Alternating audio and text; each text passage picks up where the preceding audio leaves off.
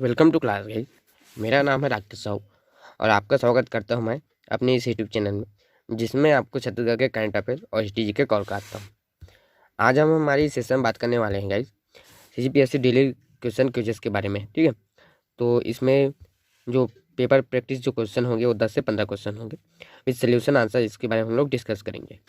तो इस सेशन को हमारा जो रखने का मोटिव है वो जो सीजीपीएससी प्रीलिम्स जो एग्ज़ाम जो होना है 2023 में, उसको देखकर ये सेशन जो है वो बनाया गया है।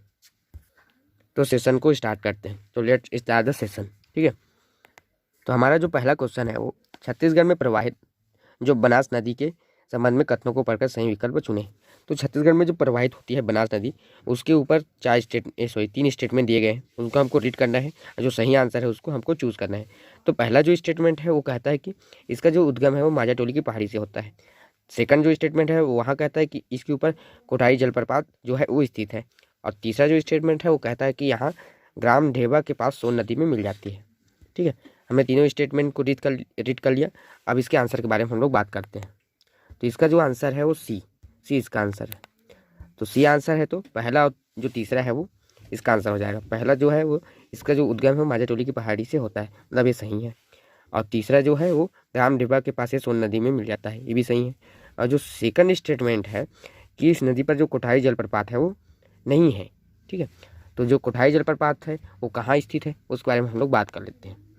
तो जो कोठारी जो जलप्रपात है वो जो स्थित है वो बलरामपुर जिले में कन्हा नदी पर स्थित है। ठीक है, और पहला स्टेटमेंट और सेकंड स्टेटमेंट हमने बात कर लिया। आगे बात करते हैं हम हमारे सेकंड क्वेश्चन की ओर।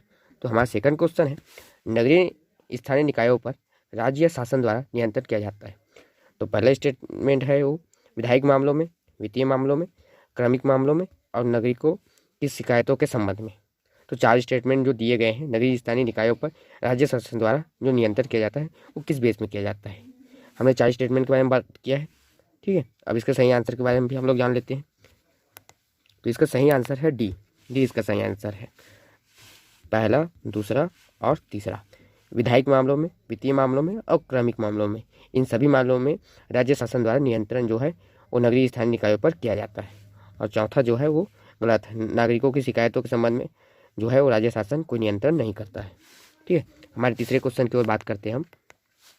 हमारा तीसरा क्वेश्चन है, राज्य शासन के कार्यों की प्रक्रिया के सिद्धांत का निर्माण करने वाली प्रमुख शक्ति कौन सी है। तो राज्य शासन के कार्यों की जो प्रमुख सिद्धांत का निर्माण करने वाली जो मेन शक्ति है, जो मेन पावर है, वो किसके पास है, इसके बारे में हम लोग को जानना है। तो इसका सही आंसर हो जाएगा डी, सचिवालय के पास जो है राज्य शासन के जो कार्य है उनका जो सिद्धांत का निर्माण करने वाली जो प्रमुख शक्ति है वो कौन है, सचिवालय है।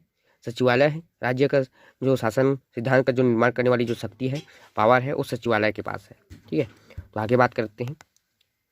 तो सचिवालय जो है नीति निर्माण और विधायिक कार्यों के निष्पादन में सरकार की जो है वो मदद करती है, इसलिए बहुत जो है वो पावरफुल सचिवालय है। ठीक है, आगे बात कर लेते हैं हम चौथे क्वेश्चन की ओर। चौथा क्वेश्चन है हमारा, सबसे कम अवधि के लिए भारत के मुख्य न्यायाधीश कौन थे। तो कौन सा ऐसा जो चीफ जस्टिस था जिनका शॉर्टेस्ट ड्यूरेशन था, मतलब उनका जो उन्होंने बहुत कम दिनों के लिए उस पद में काम किया। तो ऑप्शन जो है वो है हमारे सामने, पहला है राजेंद्र मल लोढ़ा, और बी जो है कहता है एस राजेंद्र बाबू, सी में है गोपाल बल्लभ पटनायक और डी जो है कमल नारायण सिंह। तो इसके आंसर के बारे में भी देख लेते हैं हम लोग। तो इसका आंसर है डी इसका आंसर है। तो डी इसका आंसर है, मतलब कौन है, कमल नारायण सिंह। कमल नारायण सिंह जो थे वो मुख्य न्यायाधीश के तौर पर कम अवधि के लिए भारत के मुख्य न्यायाधीश थे।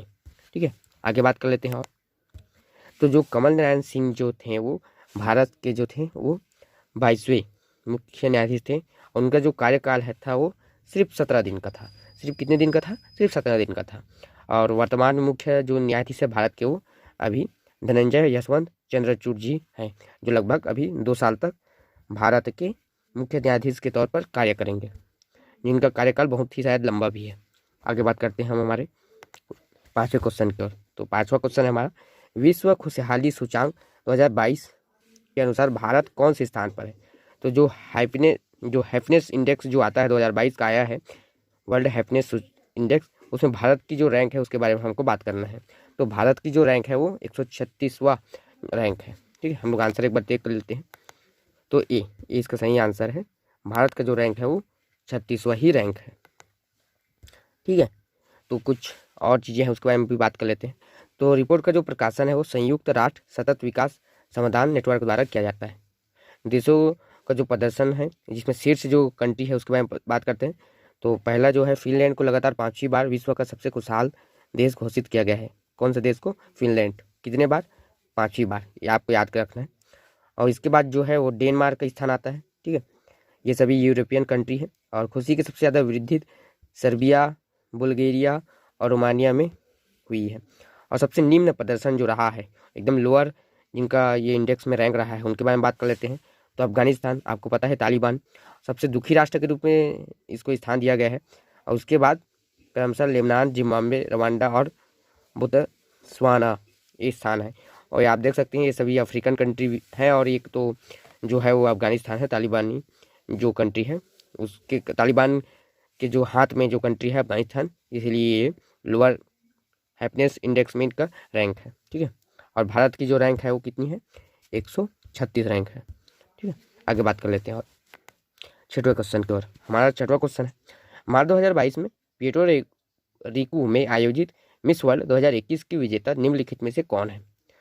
तो इसमें से पहला ऑप्शन है हमारा ये ओलिविया यासे, और बी है कारोलिना बिलायस्क, और सी है श्री सैनी, और डी है टोनी एन सी। ठीक है, तो इसका सही आंसर हम लोग बात कर लेते हैं। तो इसका सही आंसर है बी इसका सही आंसर है। बी इसका सही आंसर है, तो क्या हो गया? कारोलिना बिलायस्क जो है वो 2022 में प्यूर्टो रिको में जो आयोजित हुई थी कार्यक्रम मिस वर्ल्ड 2021 की विजेता कौन है? कारोलिना बिलायस्क। कुछ चीज़ों के बारे में भी और बात कर लेते हैं हम लोग, जैसे कि मिस वर्ल्ड 2021 कौन है? कारोलिना बिस्वस फ्रॉम पोलैंड। कहाँ की है ये? आपको याद रखना है, कौन से कंट्री से है वो भी याद रखना जरूरी है, क्योंकि कभी भी एग्जाम में ये क्वेश्चन पूछ सकता है कि जो मिस वर्ल्ड 2021 है वो कौन से जो कंट्री है वहाँ से बिलोंग करती है। ठीक है, तो जो 2019 में हुआ था मिस वर्ल्ड 2019, तो जिसको मिला था वो Tony N Singh from Jamaica. तो ये कहाँ से थी? जमाइका से थी। ठीक है, और भारत की पहली महिला मिस वर्ल्ड जो थी रीता फारिया। ठीक है, आगे बात कर लेते हैं। 7वां प्रश्न है हमारा, जो अलाउद्दीन खिलजी की निम्नलिखित विजय को कालक्रमानुसार व्यवस्थित कीजिए। तो यहाँ स्थान रणथंभौर, गुजरात, वारंगल, चित्तौड़ जो स्थान है उनको हमको सही क्रम में व्यवस्थित करना है कि किन किन स्थानों पर जो अलाउद्दीन खिलजी ने विजय जो है प्राप्त की थी। ठीक है, तो इसका सही आंसर हम लोग देख लेते हैं एक बार। सी इसका सही आंसर है। तो सी आंसर में क्या है? 2, 1, 4, 3। 2 क्या है? पहला गुजरात को उन्होंने पहले जीता, किसने? अलाउद्दीन खिलजी ने। फिर पहला है हमारा सेकंड नंबर में क्या बात करते हैं? रणथंभौर के बारे में। फिर चौथा जो है वो तीसरे स्थान पर आ जाएगा, चित्तौड़ को उसने जीता। फिर सी आता है वारंगल को लास्ट में उन्होंने जीता। ठीक है, तो 2, 1, 4, 3 तो आपका सही आंसर हो जाएगा सी इसका सही आंसर है। ठीक है, आगे कुछ चीज़ों के बारे में और बात कर लेते हैं। जैसे रणथंभौर का जो युद्ध है वो 1301 में हुआ था, और गुजरात युद्ध जो है वो 25 फरवरी 1299 में हुआ था, और वारंगल जो युद्ध है वो 4 जनवरी 1316 में हुआ था, और चित्तौड़ का जो युद्ध है वो 1303 में हुआ था। ठीक है, नेक्स्ट क्वेश्चन की ओर बात करते हैं हम 8वें क्वेश्चन पर। तो 8वां प्रश्न है हमारा, सत्यशोधक समाज के संस्थापक कौन थे जिनका प्राथमिक जोर सत्य की परख पर था? ठीक है, सत्य की खोज पर था। यहाँ पे एक जो वर्ड है वो मीस है, खोज जो आएगा। ठीक है, तो उनका जो जोर था वो सत्य की खोज पर था। ठीक है, तो ऐसे कौन थे? ऑप्शन ए है ताराबाई शिंदे, बी कहता है MG रांडे, और सी जो है ज्योतिबा फुले, और डी जो कहता है वो राजा राम मोहन राय। तो जो सत्यशोधक समाज के संस्थापक कौन थे वो तो सभी को आपको पता है, बहुत ही इजी क्वेश्चन है, ज्योतिबा फुले जी थे। ठीक है, तो इसका आंसर देखने की भी हमको ज़रूरत नहीं है शायद, तो सी सही आंसर है, ज्योतिबा जो फुले थे वही थे। तो उसके बारे में कुछ जान लेते हैं हम लोग ज्योतिबा राव फुले के बारे में। तो इनका जो जन्म हुआ था वो 11 अप्रैल 1827 को वर्तमान महाराष्ट्र में हुआ था। ठीक है, वे सब्जियों की खेती करने वाली माली जो जाति है उससे संबंधित थी। इनका जो शिक्षा था वो 1841 में फुले का दाखिल स्टॉइक मिशनरी हाई स्कूल में हुआ था पुणे में, उन्होंने जो शिक्षा पूरी की वहीं पे की, और उनकी जो विचारधारा है वो स्वतंत्रता, समाजवाद और समाजवाद पर आधारित थी। फूले थॉमस पाइन की पुस्तक द राइट्स ऑफ मैन से प्रभावित थे, और उनका मानना था कि सामाजिक बुराइयों का मुकाबला करने का एकमात्र जरिया जो है महिलाओं, निम्न वर्ग के लोगों को शिक्षा देना, मतलब जो महिलाएं हैं, जो निम्न तबके में हैं, उनको उनको आगे बढ़ाना था। ये इनका जो थिंकिंग था, थॉट था। ठीक है। और इनका जो प्रमुख प्रकाशन जो हुआ था वो तिथि रत्ना, ठीक है, 1855 में, पोवाड़ा छत्रपति शिवाजी भोसले याचा 1869 में, गुलामगिरी 1873, और सशक्त राय यसूद 1881 में। और भी चीज़ें हैं, आप वीडियो पोस्ट करके आप रीड कर सकते हैं। ठीक है, आगे बात करते हैं हम हमारे 9वें क्वेश्चन की ओर। तो हमारा जो 9वां प्रश्न है, उन निम्नलिखित में से अनुसूचियों को संसद के साधारण बहुमत द्वारा संशोधित किया जाता है। तो ये जो अनुसूची दिया गया है, ऑप्शन है दूसरी, चौथी, पाँचवीं और सातवीं, तो जो इनको जो संशोधन करना है, अमेंडमेंट जो करना है, वो साधारण बहुमत से किया जाता है संसद के द्वारा। इसको हमको बताना है कि इसमें से कौन सी अनुसूची जो है वो संसद के साधारण बहुमत से संशोधित किया जा सकता है। ठीक है, इसका सही आंसर हम लोग देख लेते हैं एक बार। तो इसका सही आंसर है डी इसका सही आंसर है। तो क्या हो जाएगा, पहला और तीसरा जो है, दूसरी अनुसूची और पाँचवीं अनुसूची जो है वो संसद के साधारण बहुमत से संशोधित किया जा सकता है। ठीक है, आगे बात कर लेते हैं। तो हम लोग इसमें बात कर लेते हैं कि पहली अनुसूची में क्या है, राज्य और संघ शासित प्रदेशों में सूची जो है, विशेष शक्ति और राष्ट्रपति, राज्य के governor, Rajya Sabha, Lok Sabha, supreme court, उच्च न्यायालय के न्यायाधीश, उप वक्ता के वेतन, जो जितने भी पार्लियामेंट्री जो सिस्टम है, ये जो अनुसूची 2 में है। ठीक है, और जो अनुसूची 3 के बारे में बात करते तो राष्ट्रपति, उपाध्यक्ष को छोड़कर सभी अधिकारों के शपथ वादे, ये अनुसूची 3 में है। और चौथा जो है वो राज्य परिषद, राज्यसभा में सीटों का बंटन, इसके बारे में है। पाँचवीं की बात करें तो अनुसूचित क्षेत्र और जनजातियों के प्रशासन और नियंत्रण पर है। और असम, मेघालय, मिजोरम जो 7 सिस्टर है प्रदेश में जनजाति क्षेत्र के प्रशासन का प्रावधान है। सातवां की बात करें तो संघ राज्य जिम्मेदारियों की समावर्ती सूची के बारे में है। भारत की आधिकारिक भाषा के बारे में बात करता है ये।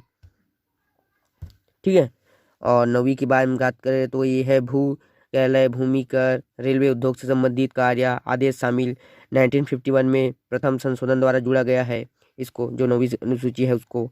10वीं अनुसूची की बात करें तो इसमें संसद सदस्यों के राज्य विधानमंडलों के सदस्यों के लिए विरोधी दोष प्रावधान जो है।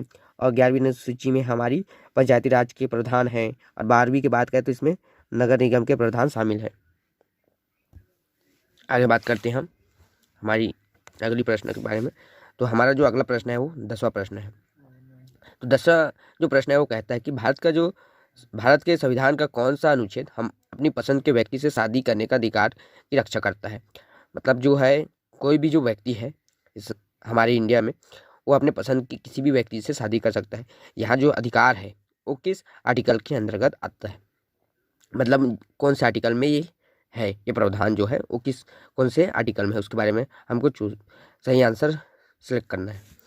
तो ऑप्शन ए है आर्टिकल 19, आर्टिकल 21, आर्टिकल 25 और आर्टिकल 29। तो मुझे लगता है कि इसका सही आंसर हो जाएगा आर्टिकल 21। ठीक है, आगे बात कर लेते हैं और जान लेते हैं सही आंसर को। तो इसका सही आंसर है हमारा बी। तो ठीक है, तो इसमें प्राणदान स्वतंत्रता जो है अनुच्छेद 21 में घोषणा की गई है। तो जो प्राण और देह का जो स्वतंत्रता जो अधिकार है वो आर्टिकल 21 में बात की गई है। किसी व्यक्ति को उसके प्राण या दैहिक स्वतंत्रता से विधि द्वारा स्थापित प्रक्रिया के अनुसार ही वंचित किया जा सकता है। मतलब आप किसी भी व्यक्ति के जो इंडिपेंडेंट है, राइट्स ऑफ लिबर्टी इंडिपेंडेंट, आप उसको वंचित नहीं कर सकते। इसके बारे में आर्टिकल 21 में कहा गया है। ठीक है, और भी चीज़ें हैं, आप जितने भी चीज़ें हैं उनको आप इसमें सम्मिलित कर सकते हैं, क्योंकि इसमें जो आर्टिकल 21 में बहुत सी ऐसी चीज़ें हैं जो शामिल की गई हैं, बहुत सारी चीज़ें हैं। जैसे अभी बात किया गया कि आप किसी भी व्यक्ति से अपने मनपसंद से, अगर दोनों पक्ष राजी हैं, मतलब जो व्यक्ति है जिससे आप शादी करना चाहते हैं, अगर वो राजी है तो आप उससे किसी के दबाव में ना आकर आप उनसे शादी कर सकते हैं। ठीक है, ये राइट्स आपके पास हैं। ठीक है, आगे बात कर लेते हैं। और thank you guys, I hope कि ये सेशन आपको अच्छा लगा होगा। तो अगर ये सेशन आपको अच्छा लगा होगा तो प्लीज़ लाइक कीजिए, शेयर कीजिए। शेयर तो कीजिए, क्योंकि ये जो क्वेश्चन का जो सीरीज है ये डेली आएगा और आपको अच्छा भी लगेगा, क्योंकि ये जो क्वेश्चन है वो मैं कई सारी स्टेट के एग्ज़ाम जो होते हैं वहाँ से उठाया हूँ, छत्तीसगढ़ के जो प्रीवियस ईयर के जो क्वेश्चन है वहाँ से उठाया हूँ, और कई सारे यूपीएससी के क्वेश्चन है वहाँ से उठाया हूँ, कई सारे क्वेश्चन जो है कोचिंग सेंटर से उठाया हूँ। तो मतलब बहुत सारे जो क्वेश्चन है वो मैंने अलग अलग जगहों से सिलेक्ट किया है और इसके बारे में पता लगाया है। तो आपको सेशन अच्छा लगेगा। क्वेश्चन का जो लेवल है वो भी बहुत अच्छा है, क्योंकि अब जो सीपीएससी है ऐसी टाइप का लेवल का क्वेश्चन पूछता है। तो इन सब चीज़ों के लिए प्लीज़ आप मेरे चैनल को सब्सक्राइब कीजिए and keep watching, keep learning. Thank you guys, thank you.